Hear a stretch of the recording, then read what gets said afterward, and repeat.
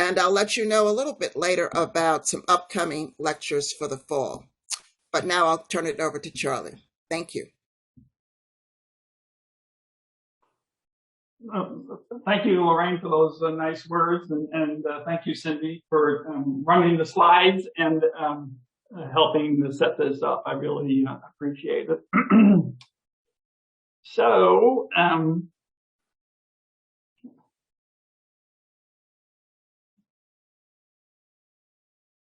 okay, that's it. Yeah. Okay, yeah. So I want to talk about STEM literacy. This is something that I've tracked off and on ever since I've been here for various reasons. Times have changed, of course, in 40 years, and so have my experiences and so on. So in talking about this, I'd like to sort of just make it quite a personal story. Next slide, please. So STEM, it means science, technology, engineering, and math. It's an acronym that's in wide use today. And I think we all agree that it's an incredibly important component, and to have a STEM literate population. Okay, STEM means different things to different people, and that'll show up during my talk. And as I said, I'm sort of going to take the strategy of just talking about how I've come to think about this important topic. The next slide, please. So many of our big societal problems have STEM components. So let me just remind you, or sort of state the obvious here. Next slide. Obviously, climate change. Okay, and emphasis here is on a component because it's also loaded with politics and economics and so on. But it definitely has a STEM component, a scientific component. Next slide, please. The whole issue about privacy, the internet, and so on. I'm sort of lumping that kind of stuff under the technology banner, although there's certainly a science and an engineering component. But how we reason about social media, our policies, and so on, very, very important current topic. And of course, it has a computing component. Next slide. The decaying infrastructure problem. Most of the time you think about various civil engine, bridges and tunnels and so on. But that is very, very much in the news. On campus, we have deferred maintenance, which is close to probably $200 million at this point. So that's a very, very big issue, and it's engineering, okay, by and large. And we need an engineering literate public to steer our path through this mess. Next slide. Probably not so obvious is the math behind redistricting. And of course, redistricting is incredibly important and it's loaded with politics. But various mathematicians have looked at it, trying to establish a scientific basis for doing it right. Incidentally, on slides, for those of you who want more information, you can just, when this is posted, you can just click on those links. And I put in some references for the curious. Next slide, please. The pandemic has sharpened our thinking about a number of things, and it's also an opportunity to sharpen our thinking about the importance of having a STEM literate public. So when you look at that list there, you can and reflect back on the last 2.5 years, you can see where things went wrong. You can be reminded in each of those different slots just how important it is to have a STEM literate public. There's certain, the biology of the virus is important. How we spread knowledge about the virus and various policies. How do you, supply chain issues, that's an operations research thing. How do you get the vaccine out there and distributed? Then all kinds of advanced modeling, the notion of exponential growth. So again, a reminder of these four aspects of STEM, the STEM issue. And I think the pandemic has served the silver lining of the pandemic is to heighten our awareness of just how important it is to have a STEM literate public. Next slide, please.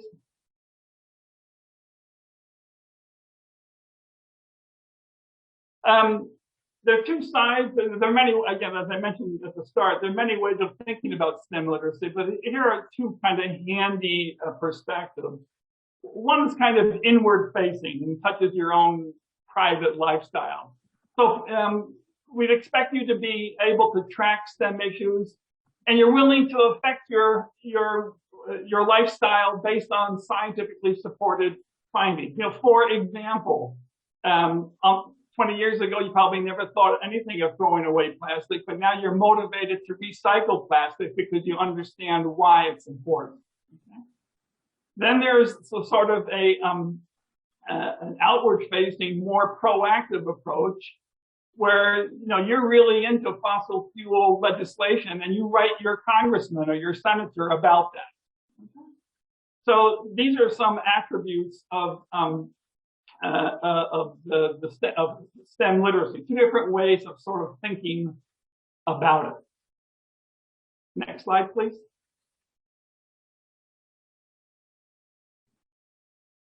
So I think up until when I became dean of faculty and certain things came my way, I thought, that's our mission here. This graduate students who are talented in these directions, okay?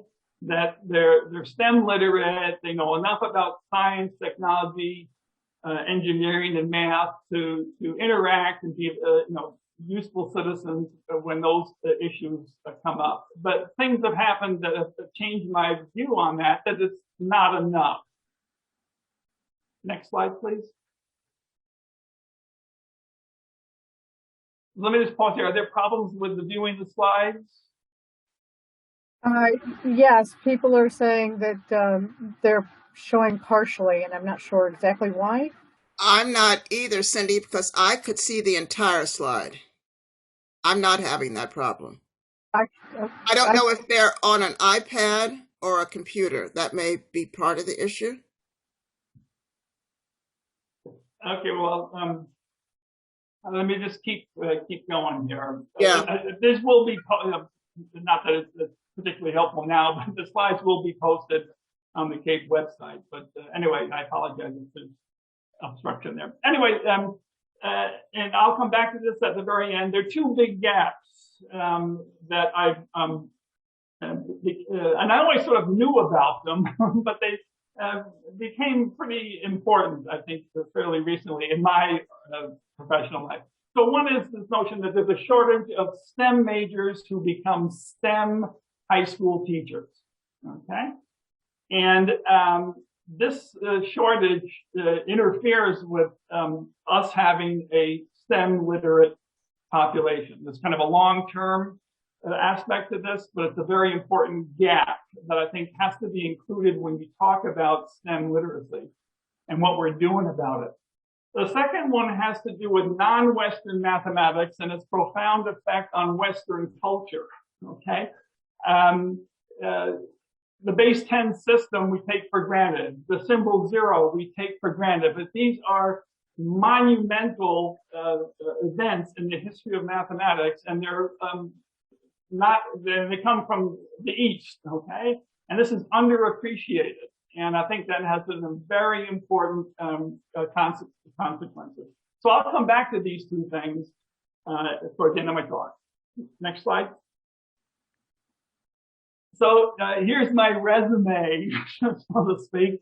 And everything I say here, it's not that I've done a big scholarly analysis of this problem and research what's been done on it before. I haven't really done that. I just have a sort of casual understanding of things, but it's based on a lot of experience, okay? And so, all of this time, of course, I've been a teacher researcher in computational mathematics, right? And that brings a certain perspective. I've spent a lot of time teaching at the freshman level, and that has had a very big impact on me. And then I've had various administrative roles, okay? I've basically done all the different degree programs, undergrad, grad, and master's, okay? Been chair for a while, and then, of course, dean of faculty. So all these things send STEM issues your way in different forms, and I'd like to just sort of share that. So again, this is just sort of an informal presentation, and no pretense whatsoever that I'm doing some kind of scholarly, definitive study here. Okay, next slide. There are a couple of topics that in the STEM field that relate to the public and so on that are related, but I won't go in too much depth about them. And so there's been a lot of progress over the last couple of decades about attracting women and underrepresented groups into STEM. Okay, that's been a very positive trend. You see it in universities, you see it at Cornell, you see it in the professional societies and so on. So that's been a very positive development. You know, hot button issues on campus and on any campus are degree requirements. What do we make STEM majors understand the humanities and social science? And what about non-STEM majors? What should they know about STEM? So these are very, very big and important topics. And then what I'll call here stem cell research, which is to say there are people out there who have really studied this. And there are a lot of really great programs that are driven by very thoughtful people on this issue. And I don't want to minimize that. And the title of my talk is Less Than Zero. I'll say a little bit more about what I mean by that. But by no means are we slackers in this area at all. And I just want to state that up front. Okay, next slide. Okay, so now here we go. I'm going to step through my history with this STEM literacy issue. Okay. Okay, so I noticed that, I believe my colleague Tim Heidelbaum is on the call. Tim and I were in the trenches back in the late 70s teaching freshmen in computer science, and Tim did the MEng course, and then I started a course that became known as Programming for Poets. And you got to remember now, this is back just when computers started edging out from the engineering quadrangle. They were beginning to be used and have a role to play in research and teaching around campus. So it's important to remember that. And this is sort of late 70s. I was an assistant professor at the time. Next slide, please. And I became very interested in what was called then and still, computer literacy. What do we mean by that? Okay, and you could always make this analogy to actual literacy, right? That those who fail to understand the computer as a medium for expression will be disadvantaged. Okay, and we don't want that to happen. Okay, so designing this course with an eye towards making the graduates of the course computer literate was front and center. Now, at that time, computers, and I guess still today, are frightening in certain directions, but there was real phobias about computers back in those days. And I always felt that if you gave sort of a historical perspective, you discover that not everything's new under the sun, that computing's been around for thousands of years, as a matter of fact. Algorithms have been around for thousands of years. And I always felt that if you gave a nice historical perspective, people would be relaxed. Okay, so big fan about the history of invoking the history of computing in this course. By the way, it was sort of half programming and half other stuff. So the students actually did write programs, okay, not with the intensity of our other course, but that nevertheless it was learned by doing. And at the time, I subscribe to the idea that learn by doing. You just don't want a course about computing. You want to see how computing people think, and the best way of doing that, of course, is writing code. Next slide, please. Then later, this isn't entirely sequential, but later we split our technical CS introduction into two different streams, and I had the occasion to sort of take advantage of engineers' knowledge of calculus. I always felt that, look, we're teaching engineers to program. They also are very talented in terms of mathematics. Let's use that mathematics. So I got into sort of computational math for freshmen. Next slide, please. And the big thing I learned at that level, or what really clarified my thinking, was intuition. So here's a quote from Albert Einstein. You know, the intuitive mind is a sacred gift, and the rational mind is the faithful servant. We have created a society that honors the servant and has forgotten the gift. So in this course, I became sort of obsessed with the notion of intuition and computational intuition. The next slide, please. So what is intuition? You can think of it in a couple of ways. I like to think about it as a sense of direction. Just like, you know, if you visit your childhood neighborhood after 20 or 30 years, you can still find your way around because you've been there before. You have a certain intuition about how things are laid out because you've seen stuff, right?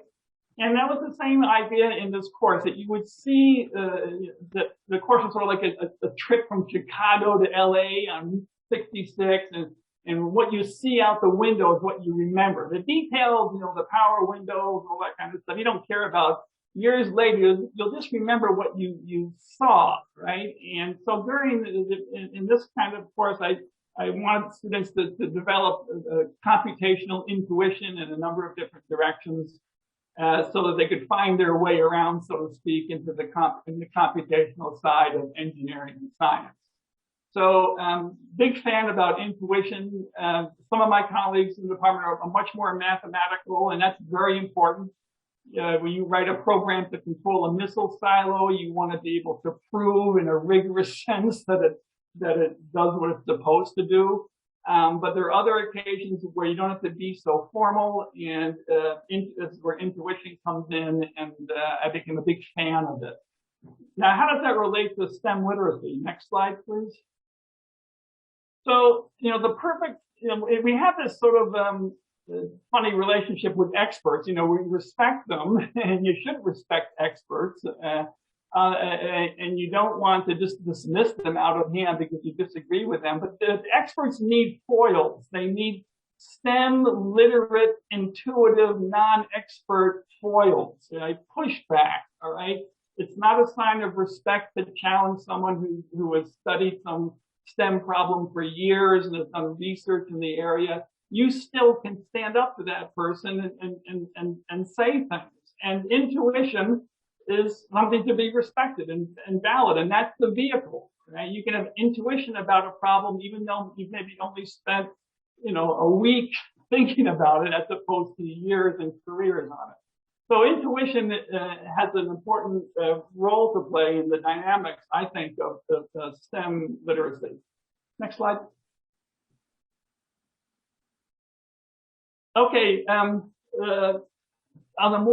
Still at the undergrad level, but you know, I was the DUS for like 10 years, and that was a real great experience. You know, computer science is so exciting, and we had all the student interest. We still do. It's much more difficult nowadays to manage the students, but I had fun doing this and learned a lot. Let me tell you a couple of things that I learned. Next slide. I wanted to just mention a pair of, I always call them pep talks, or things that I would say when giving presentations of a major, or whether I had the students in my office, or whether I was talking about the minor, the CS minor. I would always say this, that, you know, there are tons of computer scientists, but there's a huge shortage of computer scientists who can do one other thing, right? We need more broadly educated computer scientists. And so I would advertise our program in that direction. Sure, you have this great lineup of core CS courses, but wow, you're at a university. This is a giant playground with thousands of other courses that you can take to fulfill your requirements. And I would brag about that part of the scene as much as the actual CS courses. That leads to the second thing there, which is, I always tell students, choose your electives as if your life depended on it, because in many ways it does, okay? So those are two things I pulled out here from my experience being DUS. And again, we keep coming back to this communication idea. We need people who are broadly educated, to be STEM literate. If you're one of the experts, if you're a talented computer scientist, can you talk to non-experts, right, in an effective way? And these two things up here on this slide promote that, okay? That you have to be versatile and more than just a narrow technical person. Okay. What about at the PhD level? Now, I was actually DGS before I was DUS. This was sort of right after I was rewarded at my first sabbatical. And you get tenure, you go on sabbatical, and you come back and oh, hey, we want you to be DGS. Okay. So I did that for 5 years. And that was interesting too, because one of the things, this is a little bit of an aside, is just the importance of self-esteem in the PhD program. Because, a PhD, in the end, you're out there all by yourself. You're supposed to do something new. You're out on a limb. And sure, you have a support network below there, but you are out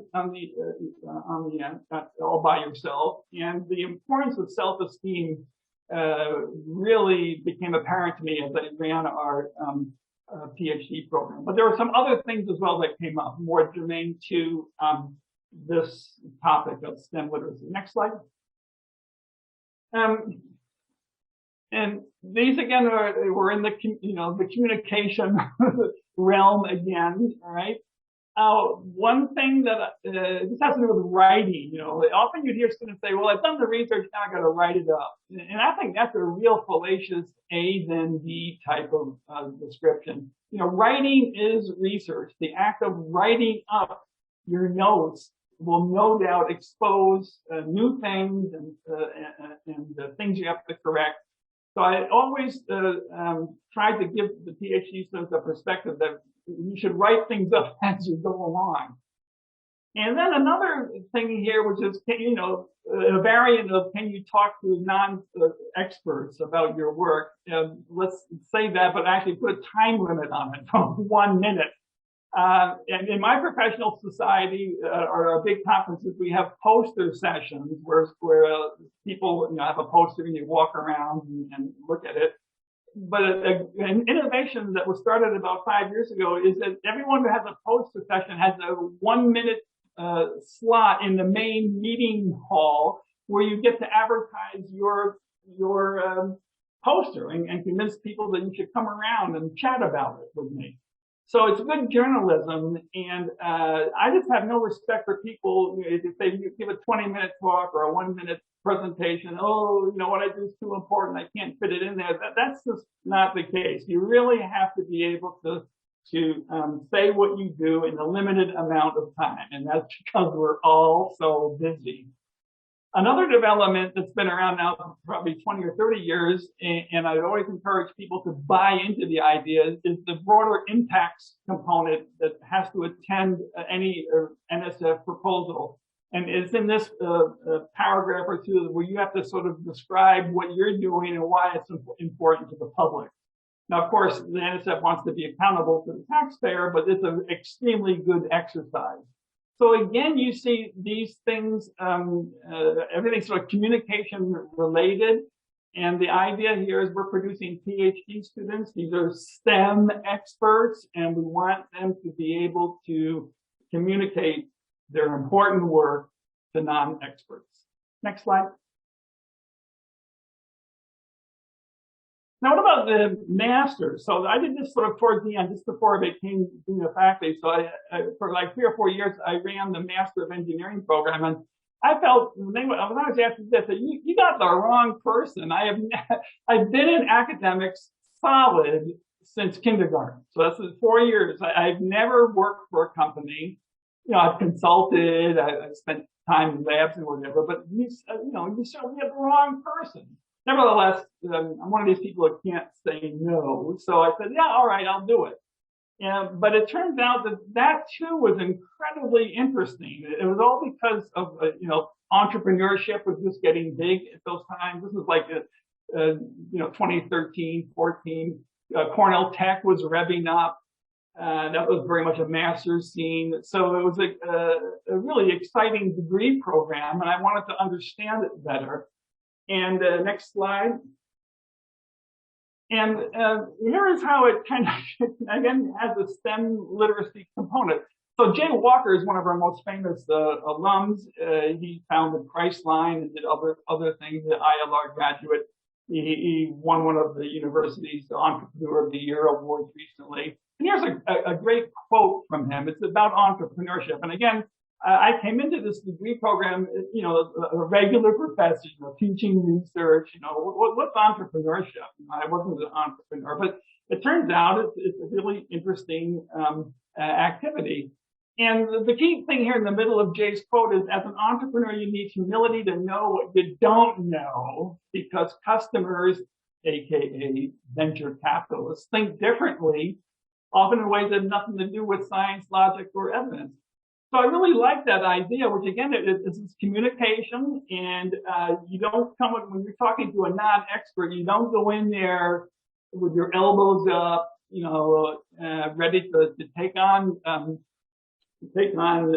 someone who thinks differently. You have to respect how other people think. Okay, that is such a critical component of STEM literacy. So you're an expert, you're STEM literate, but you want those around you to understand a little bit about what you know. And I thought this little insight into the entrepreneurial side of things struck a nerve with me, and I really appreciate that.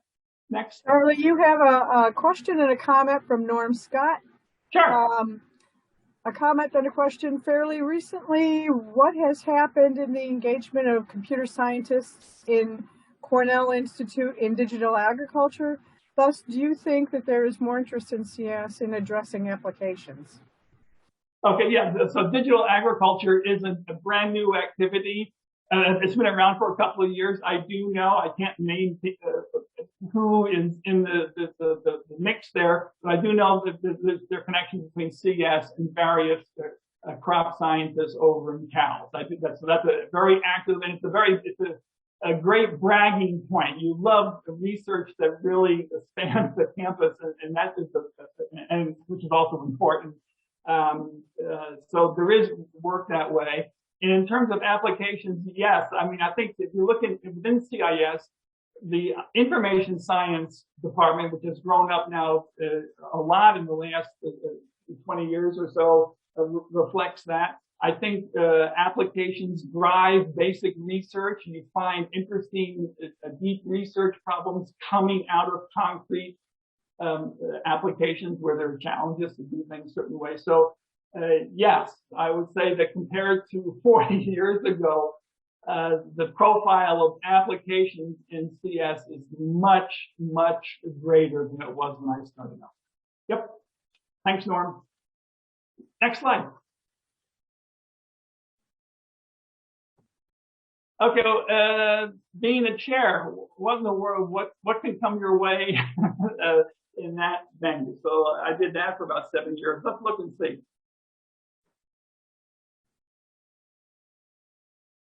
So to me, like, the great thing about one of the being chair is a tough business. You're in the trenches, but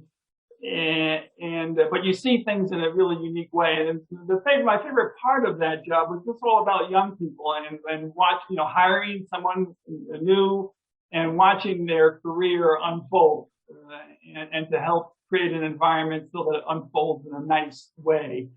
So here are a couple of, again, communication-related pep talks that I would repeat again and again and again over those 7 years. So whenever we have a recruit, things work pretty much the same in lots of STEM fields. They come in and they give a job talk. They talk about what they have worked on and so on. And the audience at least in computer science, is a broad one. So you're in area X, but I'm in area Y, and it's understood that you'll take some time out and make sure people in area Y understand what you do. So, so I would always talk to faculty recruits before they give their colloquium and drive that point home, and especially tell them that being able to explain your research to a broad audience is as important as the research itself. So you might think you're coming in to interview for a position and there are 5 professors who really know what you do and they're the ones that count. And of course they do count, but the other 45, 50 faculty in the room count as well in a different way. And we're looking to see if you have paid enough attention to explaining your work as the work itself. And then later on, this would probably apply more to assistant professors. We always would give assistant professors some space before they were put into the very big and difficult teaching environments. And people would often say, I got my research, but I got to teach this big course. Or they talk about the teaching research halves of their job description as if they're unrelated. And to me, that was always a huge mistake. That even if you're thrown into a big service course with hundreds of students screaming that they don't want to be there, that is a useful venue for you as a researcher. Because the challenge is, it's a great occasion to refine your expository skills. The degree of difficulty is very high. But it's extremely valuable. So I would always try to sell these sorts of communication things as chair to younger members of the community. Next.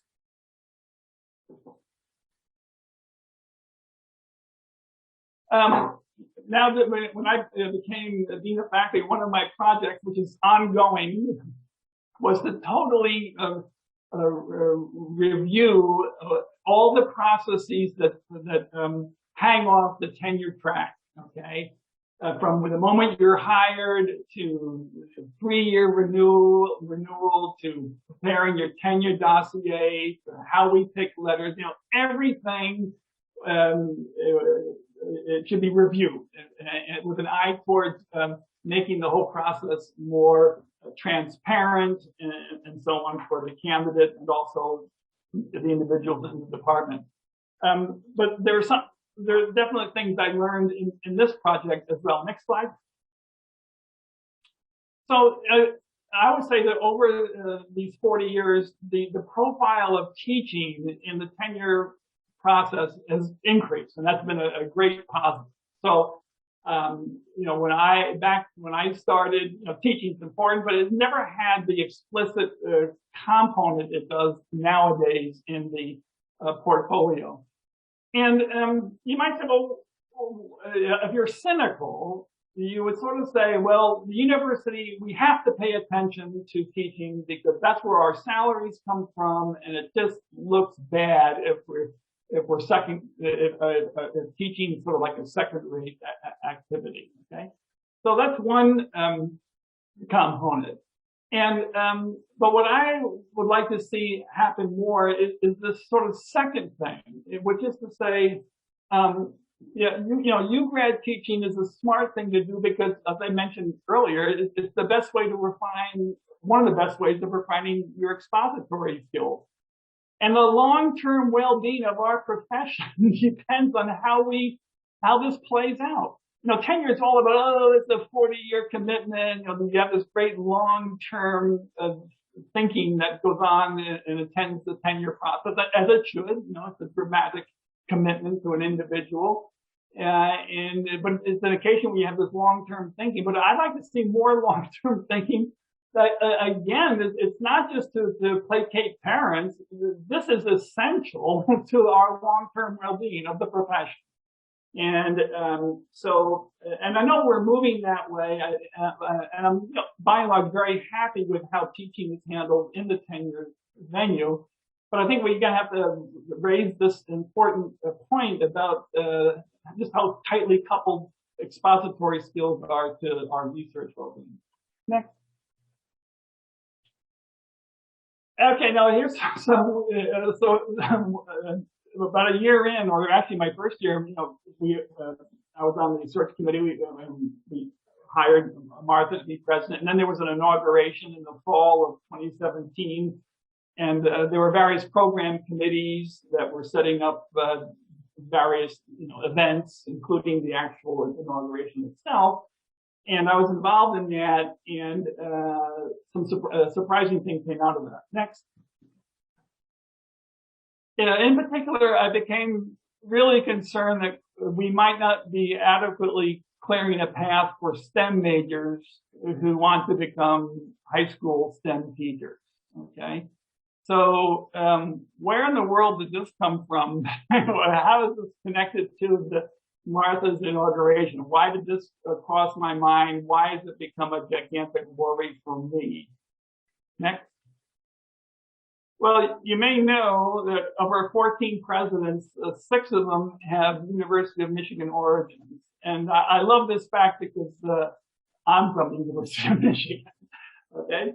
So I love this fact. And so I had this idea. I said, look, we got the previous people who came from the University of Michigan. They all gave inaugural addresses spread out over more than 100 years. Let's go into those inaugural addresses, pull out relevant snippets, and piece them together and have readings during Martha's inauguration. So that was my idea. And let me, so the presidents are White, then there's Charles Adams, then Day, Frank Rose, Lehman, and then of course Martha.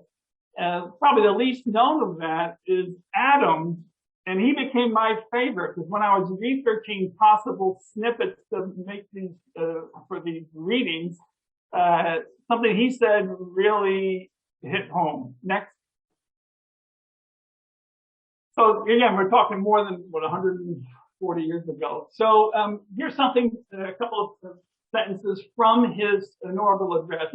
All the addresses are on the president's website. So anyway, it's our duty to remember that the gold of the Indies cannot make a great and successful university unless there are good preparatory schools for the supply of well-trained students. Clearly, that's obvious. Okay, we need good high schools. Second thing is also obvious. Coupled with this is the further truth that there cannot be well-trained pupils without carefully trained teachers. So he goes on in his address to talk about that. He mentions mathematics and a classic explicit example. But I thought this was a great quote because it resonates with our land grant mission. It's outward looking and so on. And I really lobbied to have this particular thing in there. Next.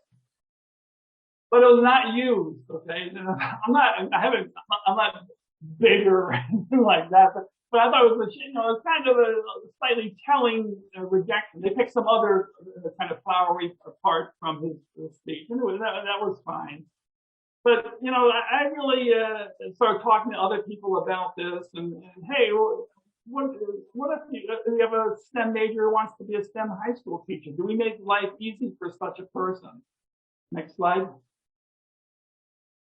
And it's a critical problem, all right? The quality of STEM teaching in the high schools is in crisis mode. This is some data from physics, a recent issue of Physics Today. You don't have to be concerned about the actual numbers, but it's going down. It's not a good trend, okay? There are lots of reasons for it and so on. I'm not pointing fingers, but I think few people would disagree that STEM teaching in the high school is critical in crisis mode. Next slide. And how the faculty thinks about this is really important. So here are 2 pyramids with a different layering. So if you sort of think on the left there, here we are. We're the faculty. It's up to admissions to send us, great students. It's kind of their problem. We just work with the undergrads you give us and so on. So it's kind of hands off, and we elevate our status to think that, well, it's important, but it's not part of our job description to pay attention to the high school. But if you go on the other side, we're at the base of the pyramid. And I like being at the base of the pyramid rather than at the top of the pyramid. I like the idea of clawing my way to the bottom of something. And in this view, we set the tone, right? We can educate undergraduates in a certain way so that they go on and become a high school, if they want, a high school STEM teachers. And we can affect what goes on in the high schools in a profound way, right in terms of our standard way of doing business, teaching and research in regular ways. Now, I want to say something here. I do know Cornell has, summer programs for biology teachers and whatever. We're not slackers in this capacity at all. I'm just sort of saying that we should think of ourselves as this is part of our responsibility. We can't divorce ourselves from the crisis in STEM education, secondary STEM education. That's all. Next slide. Now, we used to have a Department of Education in CALS, and under the general heading of making life attractive for students interested in teaching, you would major in whatever, chemistry or physics or something, and take a bunch of education courses from that department, and then in-house hang around for one more year as a grad student, and you'd walk out a year with a certification. Okay. Now, for various reasons, and financial is probably the primary one, this program was discontinued in 2010. Okay. And you can look at the sun and see there's a lot of unhappiness about that. Next slide. But there's now, the replacement was a major. A minor. Okay, so anywhere in the university, you could minor in education. The courses were still there. And then the university struck up an arrangement with Ithaca College where you would then go on and do that 1 year of teacher training, grad study over there. Okay? Now, look, this is fine. I'm a big fan. There are a half dozen great schools in our vicinity. Taking advantage of them is excellent. But I'm actually, and I love Ithaca College, and they're great in these sorts of things. But we're kind of reminded of a current event. I don't know if you've been following the notorious, our pools are dying. Our Teagle and Helen Newman pools are destined to be mothballed in a few years. And the solution, which this was sort of mentioned in the Senate last week, is, we're going to set up a way where you can take a bus up to the Ithaca College natatorium and use that. So again, that is a solution, but you're making a statement, right? By sort of offloading or outsourcing this very important component of teacher training, however well-intentioned and however great the college is, you're making a statement about priorities. We lost the slide here, so keep going. Yeah. Next slide. Yeah. Okay. Anyway, so now look, we don't have back up. We're okay. Yeah. So so we don't have a college of a graduate college of education, and this is where we are right now. Next slide. I do note that our some of our peers do have graduate schools of education, and in those settings, it's much easier for a student to be exposed to the highest quality STEM teacher education possible. Okay, because you have the proximity of the academics in the various STEM fields next door to experts in education. But you don't have to have a graduate school of education to really pave the way for in-house teacher certification. And MIT has a really great program about that. So anyway, current thinking about, I'll pose as a question, are we doing enough to educate STEM high school teachers? Right? Can we do more? Next slide. Okay, we're getting down towards the end here. And so the very last thing, my last year in being a faculty position, we had all this work on the anti-racism. And again, in that time, something came up which got me thinking more about STEM literacy. Next slide. So there were various parts of what we did in that academic year. One of them had to do with student education, and there's a lot of thinking and discussion about how we might adjust our courses so that the student acquires a racially honest and historically accurate presentation of the subject matter. So a lot of hard discussion about that. And it's not too hard to imagine how you can pull this off in the social sciences or the humanities, but what about STEM? Right? Like, what am I going to say about STEM? You know, how can I have a more enlightened type of presentation of calculus or whatever? So let's take a look at the next slide. So one thing again, these are all obvious in retrospect, and I thought about them for many years, but never really thought about them until we started thinking hard about the cultural aspect of what we teach and so on. And we have a very Eurocentric view of mathematics. You look at algebra and calculus and geometry, who the famous people are, and what you teach in the undergraduate major and so on. It's, you know, it's very Eurocentric. And when switching over to computing, it's very Anglo-centric. ENIAC was like a World War II computer. You have IBM, Alan Turing, and so on. So you start thinking about, you know, what does our field look like to outsiders? You begin to realize, well, maybe there's some stuff we can do here. Next slide. So people, so I'm in the STEM areas, and during those Senate discussions, people, you know, ask, you know, what people are anxious to help out and to do stuff. So like, I'm just, what do we do? So I started thinking about my own area in mathematics. And here's a very important observation. Again, trivial and obvious in retrospect. Life as we know it would be very different without the invention of zero, the positional system of notation, and the idea of an algorithm. And every one of these ideas comes out of you know, Hindu, Arabic, Persian culture. Okay, these are not the inventions of the West. Okay. But they are at the base of the pyramid. You know, without these developments, it's not an exaggeration. Life as we know it would not exist. Right? So I think of these as gifts to our culture from other parts of the world. Next slide.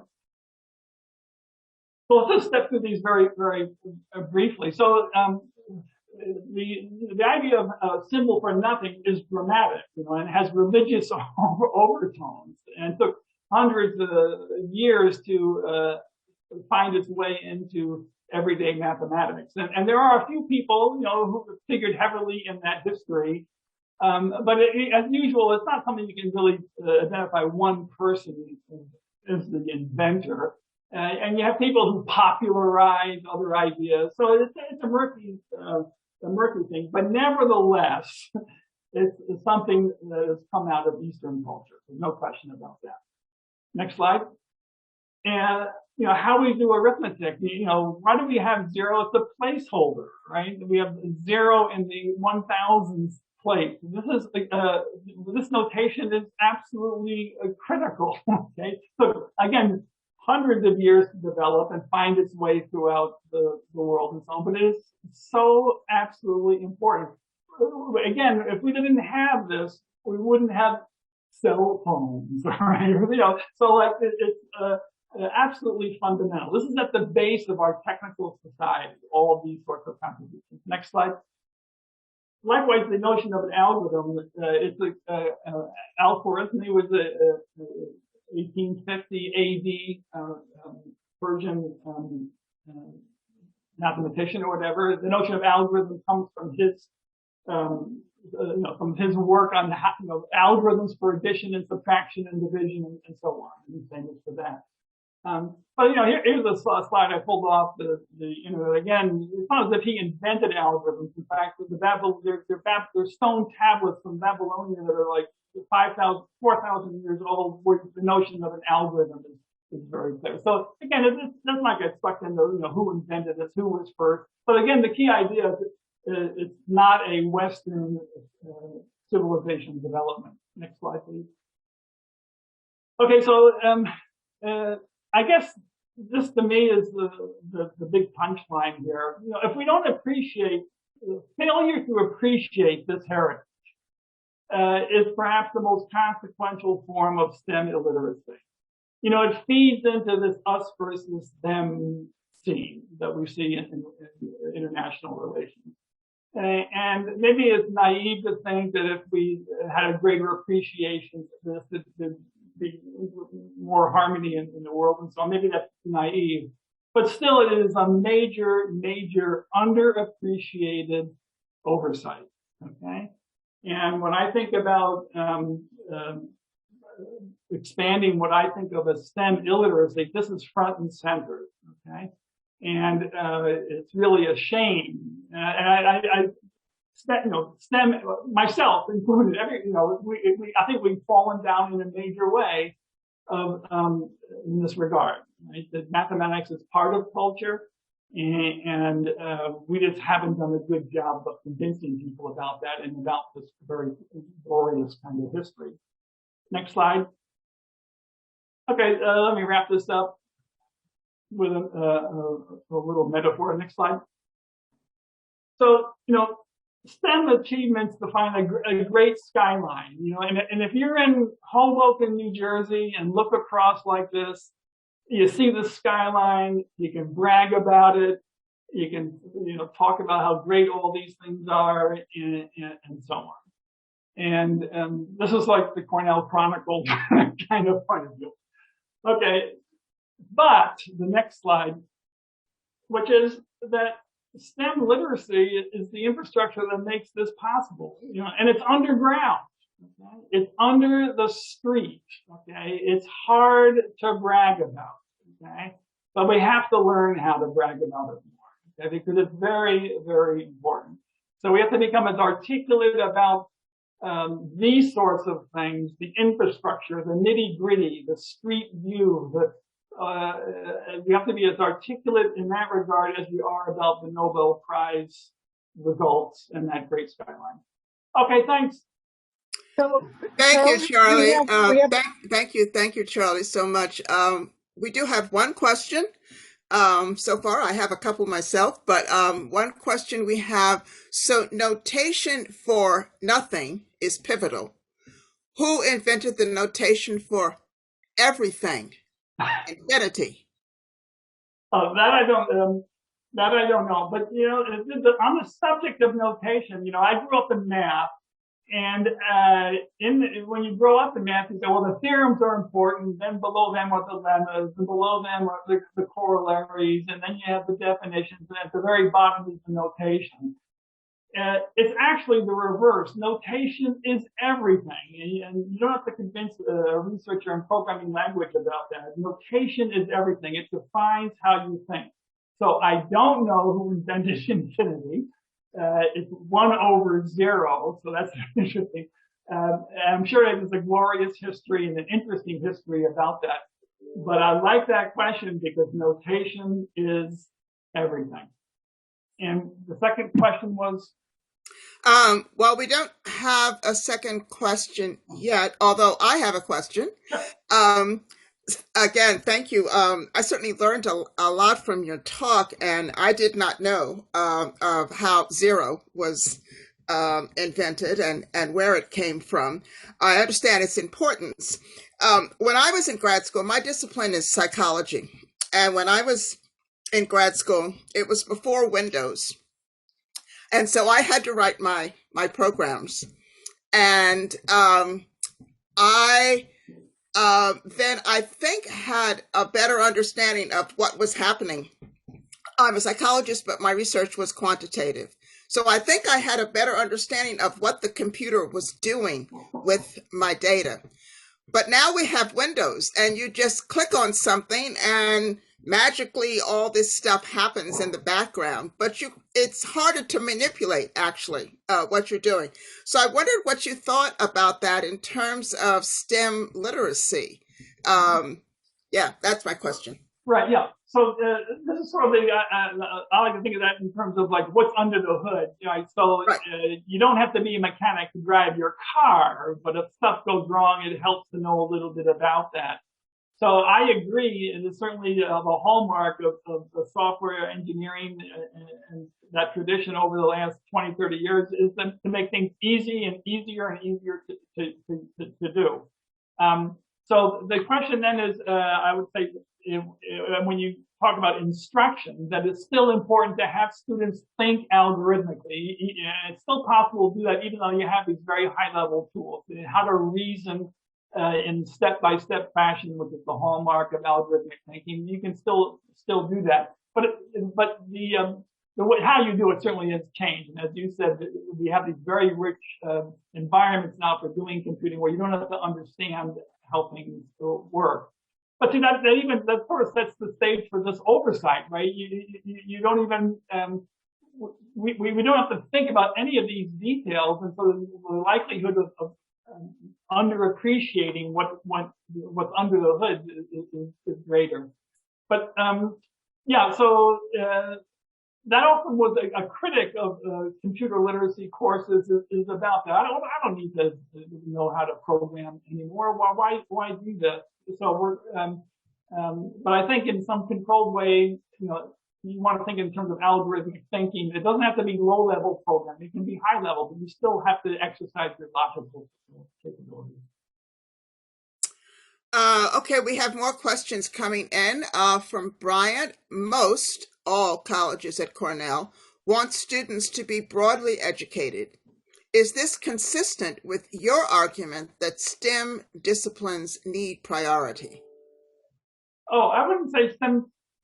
No, they're different. Okay, good point. Yeah, so there are different kinds of literacy. So when you look at what does it mean to be liberally educated? If you look at requirements, so many, typically so many social science courses, humanities, or whatever. So this is not this is better or more important than other forms.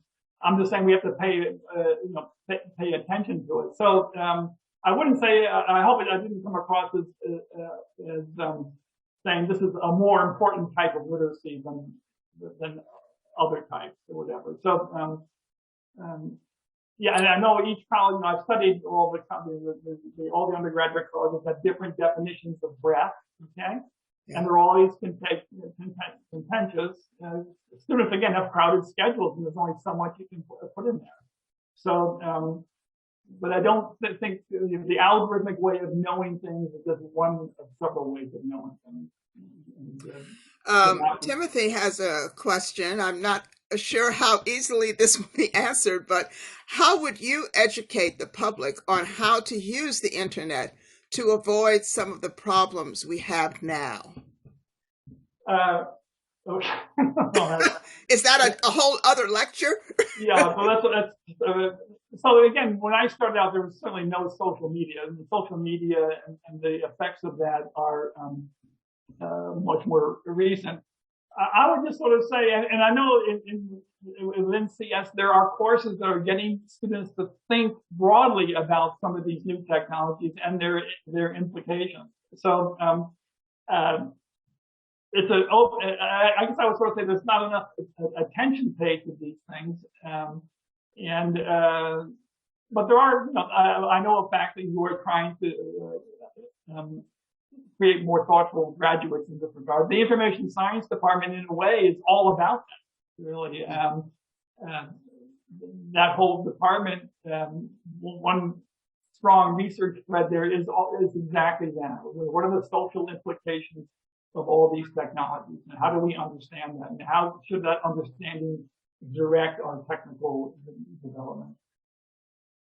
Okay, and we have another question here, a comment and a question from Tim, and I would also say that I really appreciated, Charlie, your comments about Cornell's abandonment of the education major and the importance of teachers in terms of the pipeline. Tim's question is, the Simon Foundation is also concerned about the low attractiveness of high school teaching as a career and has identified low salaries compared with industry as the main culprit. What is the role of the university in teaching students that there is more to life than money? Right, yeah. So I am sure, the financial reward of high school teaching compared to some of these other professions is dramatic and explains a lot. So like you just graduated from computer science and you're looking at two possible careers. The ratio of salary could be 3 or 4 to 1 in terms of going down some industrial path versus teaching. But I do know this, that there is a strong altruistic thread amongst the undergraduates. I was working with this is a little different level. I was working with the law school on some stuff, and it came out a huge fraction of their graduates don't go to Wall Street; they go to nonprofits. So I do know that out there are people who respond to higher level things. I don't think, and the only way we can play on that, I think, is to make life easy. I think if we had an in-house great program that bragged about high school STEM teaching and made it quote easy for our students to go that route, that's the best we can do. Okay? But by doing that, we're making a statement. We're saying this is a valued career path, and we'll help you down that road if possible. Yeah. We have a comment in the chat from Jerry. Many years ago, when Charlie and I were teaching numerical analysis for engineers, I greatly appreciated Charlie's emphasis on the value of algorithmic thinking, and an algorithm was a solution. Do you have any? Oh, yeah. So that's Jerry Stenninger from the Civil Engineering. Right. Yeah. Yeah, so I really I like mathematics, but I like computational mathematics, and I like it's a humbling experience because when you try to do things on the computer, it's not exactly, you don't do exact arithmetic, and it's humbling, and you realize how little you know, which is the hallmark of liberal education. So I think the teaching that Jerry and I did in those days was genuinely interesting just from the math point of view, but it did have higher level components to it that I always found very rewarding. I don't see any other questions right now. I know, Charlie, that STEM obviously has 4 components, and you talked about that. And I'm assuming that being STEM literate involves being literate in all 4 aspects of STEM. Do you think that there is any one part of STEM that people are less likely to be literate in, that's more difficult to be literate in? Yeah, I would think the things that relate to computing is more challenging because it's invisible. We all drive under rusty bridges, right? We all know about supply chain issues. Science education is something that we all grow up with in primary and secondary school. Computing is new and not as established, and so I think there's a greater there are greater issues in that regard. And I think also the ability to explain some of these things, the degree of difficulty, I think it's harder in computing than in science, where you can do more show and tell things more readily. So, but we're all, we all have limited time, and it wouldn't be as if, right, STEM, which one am I going to pick? They're all interrelated. I had that slide with the pandemic, and these things are overlapping, right? I mean, so, in the math corner, what's exponential growth? Well, or that's important, but then that figures in the science, the biology of the virus. So these things are all interconnected. And so it's not as if they're four billiard balls and they are connected. And whenever you look at serious problems, or take climate change, S, T, E, and M are all in there. Right? Okay. So, yeah. Thank you. Okay, Cindy's back on, and I think it's 11:38. So we want to thank Charlie again. We want to thank all of the participants as well. Just like to remind you that we anticipate having our CAPE lectures in the fall in person.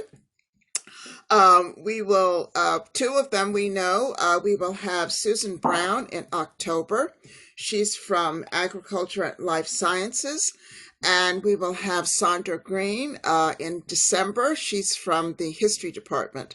But stay tuned for the announcement about the other lectures. So again, thank you for participating. And is there a final question or no? Okay. Cindy, do you have any final words? Just it's great to be part of the lecture as Charlie moves into his new chapter of his life in Maine. I hope we can invite him back to do an occasional visit here now and then. Again. Absolutely. Thank you. Thank you, everyone. Thank you, Charlie.